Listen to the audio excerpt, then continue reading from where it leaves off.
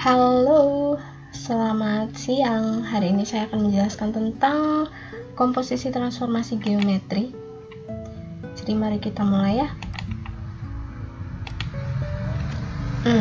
Komposisi transformasi geometri itu sebenarnya apa? Kalau kemarin kamu sudah belajar mengenai transformasi geometri, nah itu artinya kamu mempelajari cuma sekali transformasi geometri, entah itu refleksi, entah itu dilatasi, entah itu rotasi, tapi itu hanya sekali saja.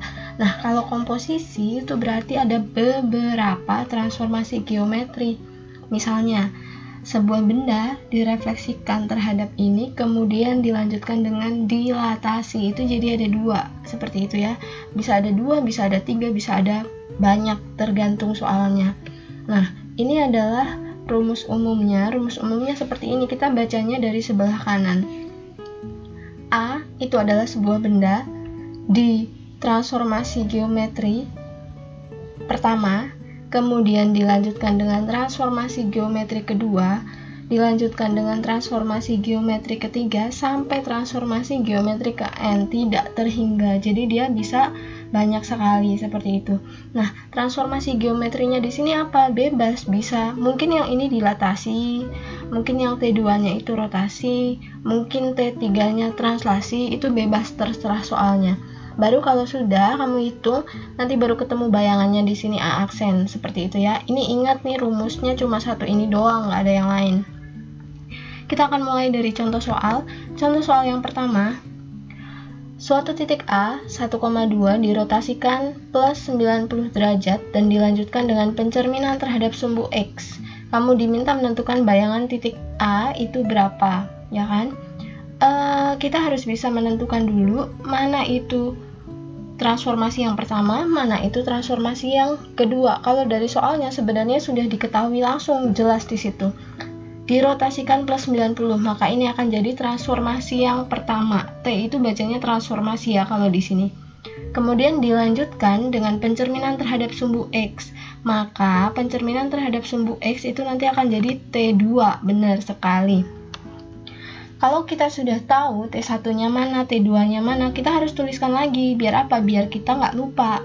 Tulisin dulu di sebelah kirinya, T1 rotasi 90 derajat, maka kalau kamu ingat, ini adalah rumus rotasi. Kalau lupa ya berarti kamu harus buka buku lagi. Cos theta, min sin theta, cos theta. Dengan tetanya itu adalah sudutnya yang diketahui di sini. Kalau di sini kan kamu sudah tahu itu plus 90, maka tetanya nanti langsung 90 derajat. Kita lihat hasilnya akan jadi seperti ini. Kamu hitung, maka akan ketemu matriks 0, min 1, 1, 0. Tuh, T1-nya sudah ketemu, simpan. Lanjutkan dengan T2. T2 adalah pencerminan terhadap sumbu X. Kamu udah punya matriks, silahkan dicari lagi di buku catatannya. T2 refleksi sumbu X ini ada 1, 0, 0, min 1. Nah, udah ketemu ada T2-nya, ada T1-nya, seperti itu kan. Dengan titik A 1,2, kemudian kamu masuk ke rumus komposisi transformasi geometri. Rumusnya seperti ini kan, tadi di awal sudah dijelaskan. Jadi A aksen sama dengan T2 bundaran T1 bundaran A. A-nya di sini udah ada, T1-nya udah ada, T2-nya juga udah ada, tinggal dituliskan. Sudah dituliskan seperti ini, kamu hitung dari depan dulu, hitungnya dari depan. Jadi ini matriks yang depan ini dikali dengan matriks yang kedua, perkalian matriks seperti biasa ya. Dikalikan, ketemu hasilnya 0, min 1, min 1, 0. 1, 2 di sini tinggal diturunkan aja, nggak dihitung. Baru kalau sudah kamu hitung 0 kali 1 min 1 kali 0 kali 1 ditambah min 1 kali 2. Kemudian min 1 dikali 1 ditambah 0 kali 2, seperti itu kan. Ketemu hasilnya min 2 dan min 1. Maka di sini kesimpulannya, bayangan A itu adalah min 2, min 1. Oke, selesai untuk nomor 1. Gampang sekali. Kita lanjutkan ke nomor 2. Nomor 2, B 2,5 ditranslasikan sebesar 3, 5, kemudian ditransformasikan dengan matriks 2, 3, 1, 4. bayangan B-nya berapa. Nah, di sini ada translasi. Translasi itu akan jadi T1, kemudian transformasi metrik itu akan jadi T2. Sekarang, kok di T2-nya ini dia cuma ditransformasikan dengan matriks. Dia nggak tahu itu dilatasi kah, rotasi kah, refleksi kah. Ya yang penting ditulis aja. Jadi T2 itu transformasi metrik namanya. Nah, kalau sudah, kamu tuliskan lagi. T1 translasi 3, 5, T2-nya matriks 2, 3, 1, 4. Gampang ya. Nah, yang akan bikin catatan itu karena di sini ada soalnya bentuk translasi. Kalau kamu ingat, ketika kita pernah tatap muka dulu, itu translasi rumusnya adalah ditambahkan. Maka di sini pun demikian. Kamu tuliskan dulu rumusnya sama seperti rumus komposisi transformasi geometri. Rumusnya adalah ini. B aksen sama dengan T2 bundaran T1 bundaran B. Ya kan? B-nya sudah ada di sini. T2 udah ada, T1 udah ada. Maka bisa tertulis seperti ini. Cuma karena dia translasi itu dijumlahkan, maka tandanya akan jadi plus. Ini kan? Nah, kalau sudah, nanti kamu akan mengerjakan yang plus dulu ini. Plusnya kamu jumlahin dulu 3 tambah 2 sama 5 tambah 5. Hasilnya adalah 2, 3, 1, 4. Ini 5, 10. Habis itu pakai perkalian matriks biasa. 2 kali 5 ditambah 3 kali 10. 1 kali 5 ditambah 4 kali 10. Oke, ini akan jadi hasilnya. Titik bayangan B adalah 40,45. Cuma yang akan jadi permasalahan di sini, ingat ya, kalau translasi itu berarti kita harus menjumlahkan. Kalau yang lain itu berarti kita bisa mengalikannya. Seperti itu, buat catatan sendiri. Lanjut untuk soal nomor 3. Titik C, 6,-2 direfleksikan terhadap Y sama dengan minus 4, kemudian dilanjutkan dengan translasi lagi T2,-3. Kamu diminta menentukan bayangan C. Seperti biasa, kamu harus menentukan mana itu T1, mana itu T2. Sudah jelas di soalnya.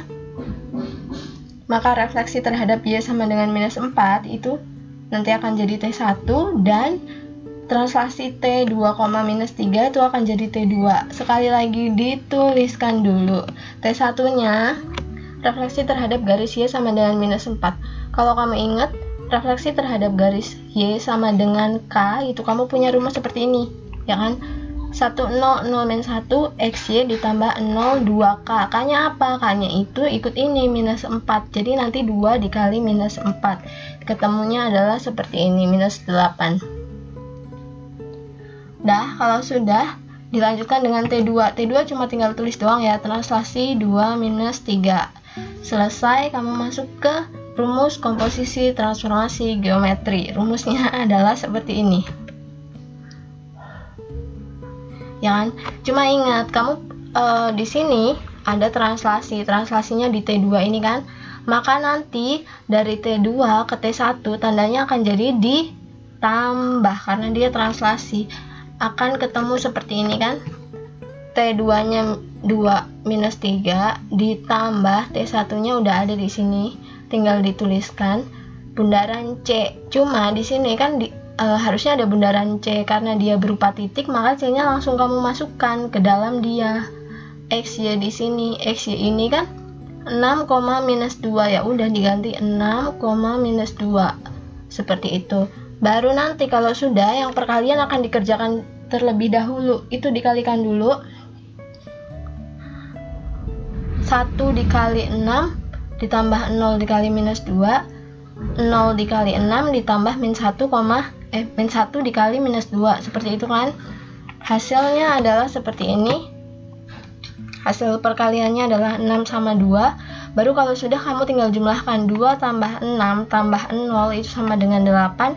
Min 3 tambah 2 tambah 8 itu sama dengan 7. Berarti ketemu bayangannya adalah 8,7. Selesai, gampang, tidak ada yang susah kan.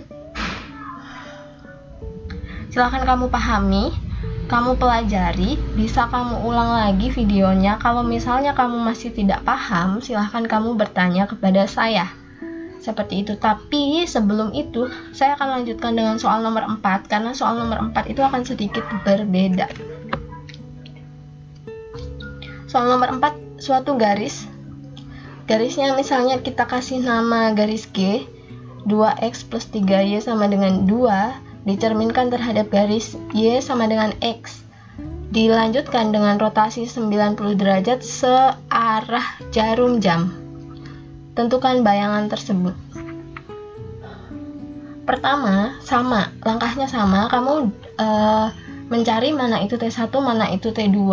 Dari sini ketemu T1-nya adalah pencerminan terhadap garis Y sama dengan X. T2-nya adalah, ya, benar sekali, rotasi 90 derajat searah jarum jam. Maka ditulis T1-nya seperti ini. Kalau kamu lupa silahkan buka buku untuk T1-nya. Nah, rotasi 90 derajat searah jarum jam itu kan artinya 90 derajatnya ini kan jadi minus. Kalau di soal yang tadi plus 90 itu artinya dia berlawanan arah jarum jam. Kalau di sini dia bilang searah jarum jam, maka 90 derajatnya ini akan jadi minus. Tulis dulu keterangan T2, baru kamu masukkan ke dalam rumusnya. Di sini jadi cos minus 90 derajat, min sin min 90 derajat, sin min 90 derajat, cos min 90 derajat. Di kelas 10 sudah pernah dipelajari, jadi silahkan kamu ingat-ingat. Dicari hasilnya, matriksnya akan ketemu seperti ini. 0, 1, min 1, 0, ya kan? Kalau sudah, karena dia itu berupa garis, kalau yang tadi soal nomor 1, 2, 3 itu kan contohnya berupa titik, ya kan? Jadi langsung kamu masukkan XY-nya berapa. Tapi kalau ini karena dia berupa garis, jadi kamu diemin aja, maka nanti bentuknya akan jadi seperti ini. X aksen, Y aksen sama dengan T2 bundaran T1 bundaran XY. Jadi bendanya ini bayangannya, seperti itu. Tapi rumusnya tetap sama. Nah, habis itu kamu masukkan matriksnya. Ini kan? Jadi seperti ini. Kamu kalikan yang ini, matriks yang depan ini, yang pertama, dengan matriks yang kedua. Maka hasilnya adalah seperti ini kan? 1, 0, 0, min 1 dikali XY. Maka kalau kamu cari 1 dikali X ditambah 0 dikali Y, hasilnya berapa? Dan 0 dikali X ditambah min 1 dikali Y, hasilnya berapa nanti. Saya sudah hitung ketemunya seperti ini. X aksen, Y aksen sama dengan X minus Y. Maka dari sini kamu bisa pecah jadi dua bagian. Ketemu X itu sama dengan X aksen, Y-nya itu minusnya pindah tempat kan. Kalau Y-nya jadi positif, maka dia yang akan jadi negatif. Maka di sini keterangannya Y sama dengan minus Y aksen.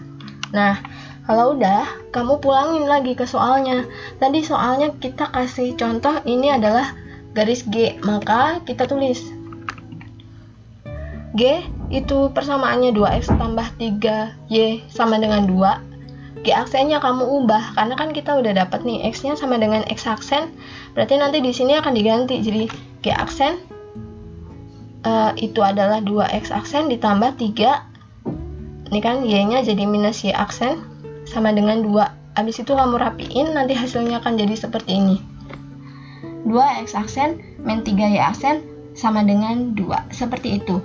Jadi kira-kira begitu penjelasan saya tentang komposisi transformasi geometri. Akan ada banyak sekali contohnya, tapi rumusnya cuma satu yang tadi ada di depan. Kamu silahkan bikin catatan, dikasih contoh soalnya. Setelah itu nanti kalian akan mengerjakan soal yang akan saya kasih. Gitu ya. Jadi selamat belajar. Terima kasih.